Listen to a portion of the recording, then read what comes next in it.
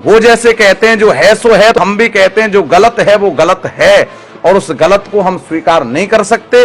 बड़े वक्ता होंगे, आप अपने लिए होंगे, हम अपने इष्ट का विरोध स्वीकार नहीं करेंगे। अरे एक बात तो बोलते समय तोल लेनी चाहिए थी, अगर 24 घंटे पीते थे तो एक आध घंटे भोजन भी तो करते होंगे, वो 24 घंटे पीते थे। हमारे भगवान का अपमान कोई भी करेगा, हम सहन और स्वीकार नहीं करेंगे। कर्तुम अकर्तुम अन्यथा कर्तुम समर्थो सो ईश्वर। भगवान अगर कोई काम करते हैं तो कोई ना कोई प्रयोजन लेके करते हैं। क्या वो भगवान से अधिक महत्वपूर्ण वाणी बोलते हैं? क्या उन भगवान की वाणी से भी महत्वपूर्ण वाणी बोलने लग गए हैं मुरारी बापू जी? वैष्णवी कथा, भगवान विष्णु की ही कथा हम सुनना चाहते हैं। वह संसार की कथा सुनने के लिए व्यासपीठ नहीं बनी। अल्लाहू अकबर मौला और धर्म की स्थापना, धर्मों का मेल करने के लिए समाज में सुधार ऐसे नहीं आएगा बापू जी। नमस्कार, मैं हूं सोनू कुंतल और लॉकडाउन में बड़े दिनों के बाद आज आपसे बातचीत का मौका मिल रहा है। उसका एक विशेष कारण है। कारण ये है कि काफ़ी समय से कुछ प्रवक्ता जो व्यासपीठ पर बैठ करके कुछ अनाप शनाप बोल रहे थे, उनके खिलाफ कुछ जब वीडियो सोशल मीडिया पर वायरल हुए तो कुछ ने आकर अपनी माफ़ीनामा पेश किया और पीछे हट गए। लेकिन एक वीडियो ऐसा आया जिसने बहुत ज़्यादा बवाल मचाया। और वीडियो में क्या कहा गया है? वीडियो में कहा गया है कि भगवान श्री कृष्ण के बड़े भाई वो दिन रात शराब में इतने डूबे रहते थे कि उनको इससे फुर्सत ही नहीं थी। दिन रात शराब में डूबे रहे। मुरारी बापू का यह वीडियो है। और उसके विरोध में जब पूरे देशव्यापी चारों तरफ रोष हो गया तो मथुरा क्षेत्र से, बरसाना नंदगांव से एक पुलिस के खिलाफ, पुलिस में जाकर के उनके खिलाफ एक शिकायत दर्ज कराई गई। जिन्होंने शिकायत दर्ज कराई है वो हमारे साथ बैठे हुए हैं। उनसे इसी मुद्दे पर बात होगी कि जब सनातन धर्म का नाम का इस्तेमाल करते हुए लाखों लोग जब सामने आपके बैठे हों और आपको सुनने वाले भी इसी मन से आए हों कि आप सनातन धर्म का प्रचार करने आए हैं, या फिर सनातन धर्म के किसी व्यक्ति के बारे में या फिर धर्म के बारे में आप हमसे कोई बातचीत करेंगे और उससे हम अपने मन के भावों को, अपनी भावनाओं को और अधिक पुष्ट करने का प्रयत्न करेंगे, तो इस प्रकार की बात करना या फिर किसी दूसरे धर्म का उसमें नाम लाना, मौला के गाने गाना, अल्लाह के गाने गाना, या फिर ये कहना कि भगवान श्री कृष्ण और उनके यादव वंश और उनके बड़े भाई शराब में डूबे रहते थे, तो ये उन लोगों की भावनाओं के साथ खिलवाड़ है या फिर सनातन धर्म का दुष्प्रचार है, या फिर दोनों हैं। इस पर एक जितनी हम गंभीरता से चर्चा करने की कोशिश करेंगे और आपके हर सवाल जो आप सोच रहे होंगे, आपके मन में जो भी गुस्सा उठ रहा होगा, अगर उस गुस्से की हर उस तह तक हम पहुंच पाए अपनी बातचीत के दौरान, तो एक बार वीडियो के नीचे कमेंट जरूर कीजिएगा। और साथ के साथ ये बात ध्यान रखिएगा, हम ये वीडियो शूट कर रहे हैं, इससे पहले हमारे पास कई यूट्यूबर्स की खबर आई थी कि उनकी वीडियो को डिलीट किया जा रहा है, तो पता नहीं हमारी ये वीडियो भी कब डिलीट हो जाए, तो इसका भी हमें डर है। लेकिन उससे पहले मैं जानना चाहूँगा कि ये हद कब पहुंची कि आपको पुलिस में जाके शिकायत करानी पड़ी? ये बताना चाहता हूं कि 2 दिन पूर्व मैंने सोशल मीडिया के माध्यम से एक वीडियो देखा और उसे देख करके मेरे हृदय को बहुत कष्ट हुआ। कष्ट नहीं हुआ, हृदय आहत हो गया। पूर्व में भी उनके अनेक सोशल मीडिया के माध्यम से वीडियो आए कि वो व्यासपीठ पर बैठ करके अल्लाह का, मौला का, अकबर का, हुसैन का नाम लेकर के ये तक कह रहे हैं कि हमको धर्म में संशोधन करना है, शास्त्रों में संशोधन करना है। तो मैं सर्वप्रथम आपके चैनल के माध्यम से बापू को ये पूछना चाहता हूँ, इन्होंने कथाओं में क्या क्या कहा, हमारे विधर्मियों का गुणगान किया, वो तो एक अलग विषय रहा।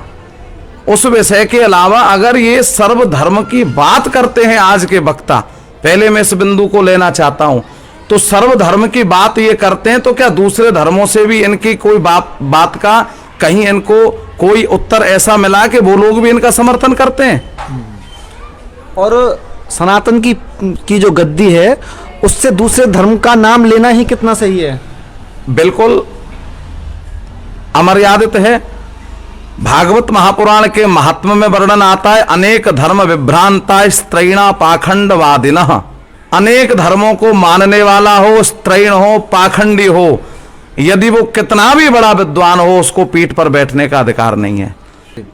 लेकिन बात जब यहाँ से आगे बढ़ी, यहाँ तक तो उन्होंने माफ़ी मांग ली थी और वक्ताओं ने भी माफ़ी मांग ली। जब अल्लाह के गाने गाए गए व्यासपीठ से, उसके बाद माफ़ीनामे आए।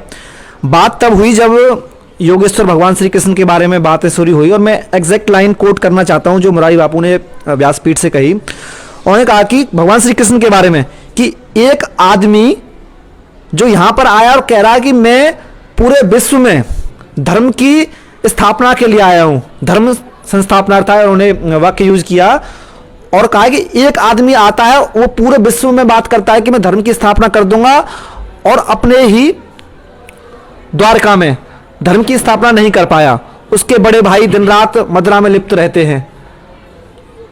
इसके बारे में क्या था? देखिए, भगवान श्री कृष्ण धर्म की स्थापना के लिए आए और मैं कहता हूं उन्होंने पूर्ण रूप से धर्म की स्थापना की।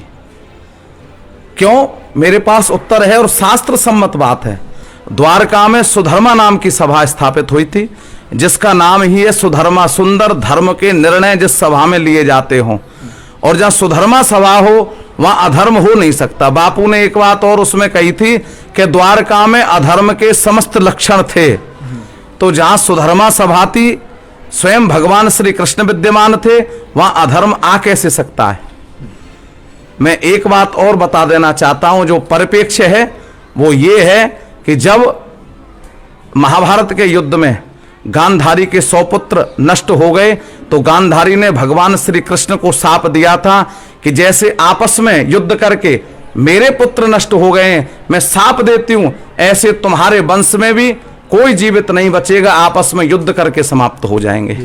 और दूसरा, जब सांब के पेट में कपड़े भर करके संत और ब्राह्मणों के पास में भगवान के पुत्र पौत्र आदि पहुंचे और पूछा कि इसमें क्या है, तो संतों ने जब दृष्टि से देखा जिसमें विश्वामित्र, असित, कंड बड़े बड़े महात्मा थे, तो उनको क्रोध आ गया। और जब क्रोध आ गया तो उन्होंने कहा इसमें मूसल है, मुसलम कुलनाशनम, वो तुम्हारे कुल को नष्ट कर देगा।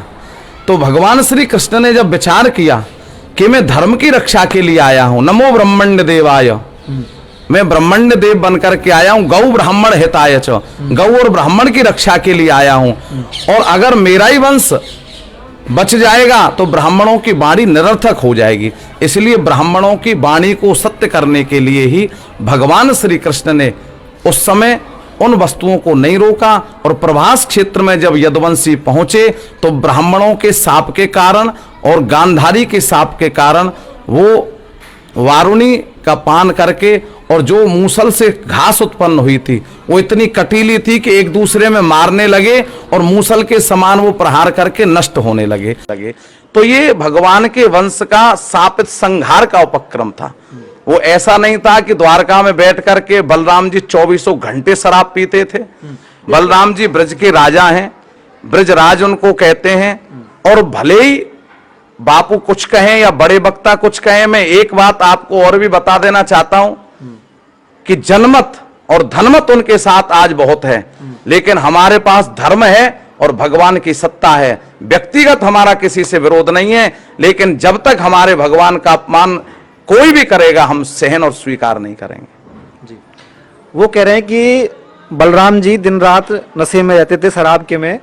और जहां तक हमने कथा सुनी है वो कथा इस तरीके से है कि जब भगवान श्री कृष्ण की जो अगली पीढ़ियां हैं जिनका विनाश होना था, वो दिन रात जब शराब में डूबे रहते थे, तो उनके वो शराब में ना डूबे, उससे पूरा माहौल खराब ना हो, इसलिए बलदाऊ जी ने ही द्वारका में शराब पर, उसके निर्माण पे और बिक्री पर रोक लगाई थी। जबकि ये उल्टा कह रहे हैं कि वो शराब में डूबे रहते थे। क्या ये जो मैं बहुत बढ़िया, ये महाभारत का प्रसंग है कि जब ब्राह्मणों का शाप लग गया था तो उस समय भगवान श्री कृष्ण, बलराम जी और स्वयं वसुदेव जी और उनके सेना नायक, इन चारों ने पूरी द्वारका में आदेश दिया था कि द्वारका में ना तो कोई मदिरा बनेगी ना कोई मदिरा बिकेगी, और अगर द्वारकापुरी के भीतर मदिरा बनती है, मदिरा बिकती है, मदिरा पकड़ी जाती है, शराब पकड़ी जाती है, तो वो राजकीय दंड घोषित किया जाएगा। इस तरह की मर्यादा द्वारका में भगवान ने स्वयं स्थापित की। और बलराम जी ने तो वहां बहुत, महाभारत में भागवत जी में वर्णन है, क्योंकि बलराम भगवान स्वयं शेषावतार हैं। और अगर भगवान इस प्रकार के काम करते भी हैं तो शास्त्र कहता है कर्तुम अकर्तुम अन्यथा कर्तुम समर्थो सो ईश्वर। भगवान अगर कोई काम करते हैं तो कोई ना कोई प्रयोजन लेके करते हैं, और हम उस बात को जो है नहीं समाज में चाहे यद्यपि वो किसी भी परिवेश में बोल रहे हों, उनके जो सुनने वाले हैं, फॉलोअर्स हैं, वो कहते हैं मुरारी बापू संत महापुरुष हैं, उनकी वाणी को कोई समझ नहीं सकता। तो क्या वो भगवान से अधिक महत्वपूर्ण वाणी बोलते हैं? जिन भगवान श्री कृष्ण की वाणी गीता को हमारे विद्वानों ने व्याख्यात किया, उसके व्याख्यान किए, अनेक प्रकार की उस पर टीकाएं लिखी, क्या उन भगवान की वाणी से भी महत्वपूर्ण वाणी बोलने लग गए हैं मुरारी बापू जी? जी, एक पहली चीज तो बलराम जी को बोल रहे हैं कि शराब पीते हैं, ऊपर से भगवान श्री कृष्ण योगेश्वर माझी को आप एक आदमी कहकर बुला रहे हैं कि एक आदमी आया और कह रहा है कि मैं द्वारका के अलावा पूरे विश्व में धर्म की स्थापना करूंगा, वो भी गलत है। इसके अलावा आगे ऐड कर रहे हैं कि पूरी बात तो मैं आपको बताना ही नहीं चाहता। तो अब क्या रह गया ऐसा जो आप मतलब क्या अभी बदलाने में कोई कसर है? इसके अलावा उसमें सुना था, वो कह रहे हैं कुछ चीजें ऐसी हैं, है जो है। उन्होंने एक प्रश्न चिन्ह और लगा दिया, गंभीरता से आप विचार करें। सप्तपुरियों में द्वारकापुरी श्रेष्ठ है, अयोध्या, मथुरा, माया, काशी, कांची, यवंतिका, पुरी, द्वारावती चैव सप्तैता मोक्षदायका। इस 7 पुरियों का नाम लेने से मात्र मोक्ष की प्राप्ति हो जाती है, हमारे आचार्यों ने कहा है। तो उन्होंने जब ये कह दिया द्वारका पूर्ण रूप से अधर्म की नगरी थी, द्वारका में पूर्ण रूप से उस समय अधर्म था, तो जिस पुरी में अधर्म था उसका नाम लेने से फिर मुक्ति कैसे हो जाएगी?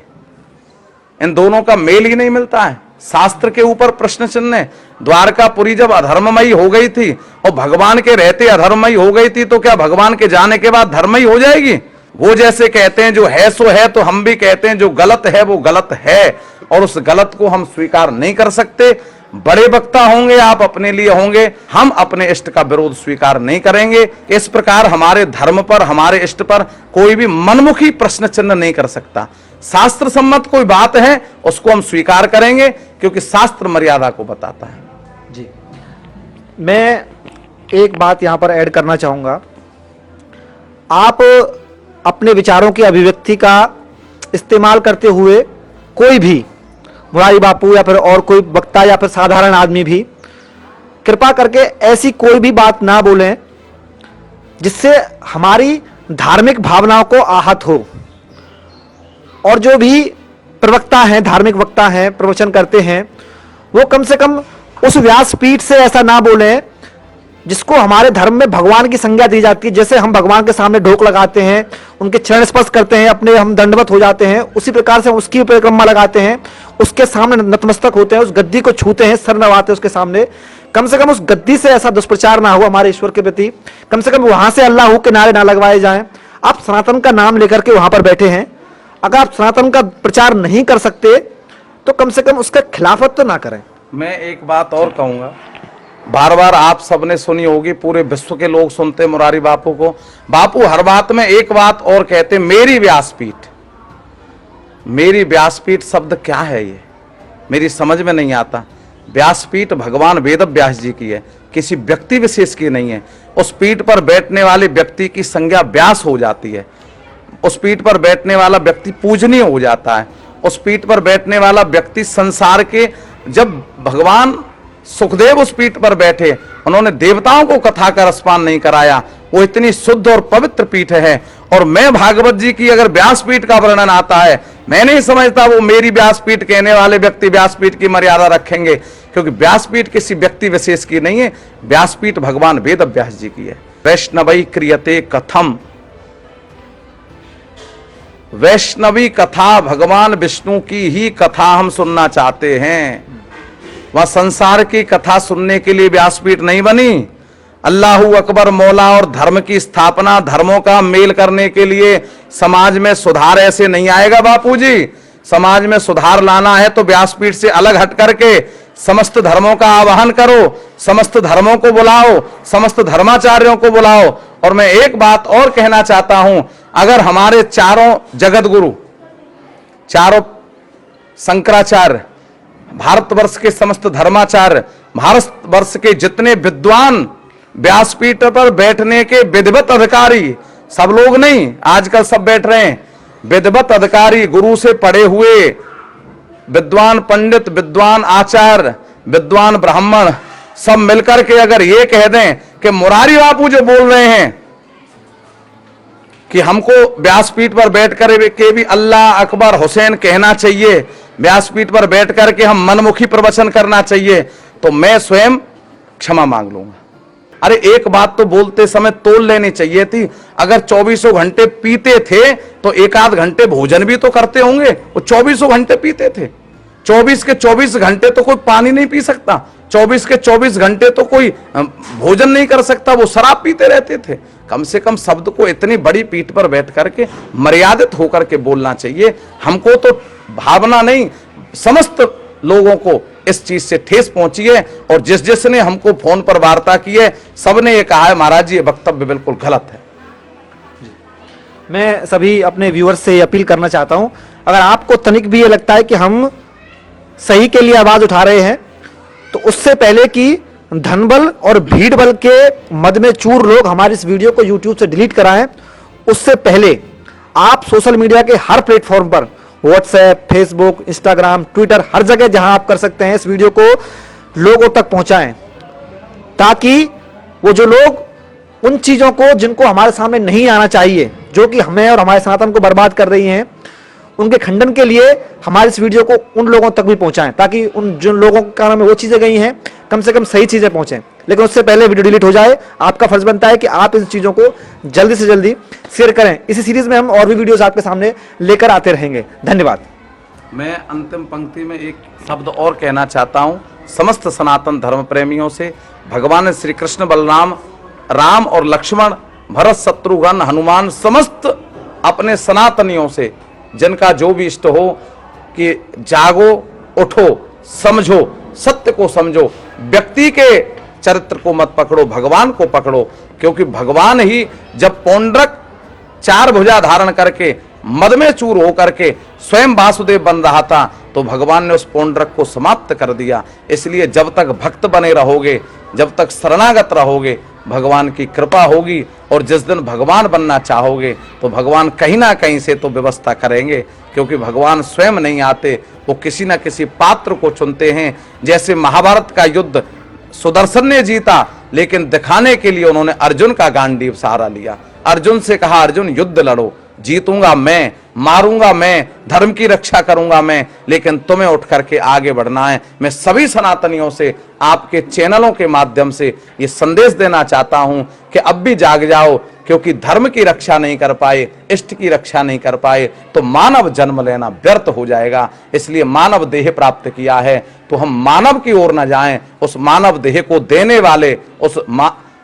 दुर्लभ देह है ये, इस दुर्लभ देह को प्राप्त कराने वाले उस अपने इष्ट के सामने नजरें मिलाने लायक रहें। जब जाएं तो भगवान भी प्रसन्न हो कि तुम पृथ्वी पर गए थे तो तुमने धर्म की रक्षा के लिए एक प्रयत्न किया। इसी के साथ मैं आपके समस्त श्रोताओं को बहुत बहुत साधुवाद देना चाहता हूं।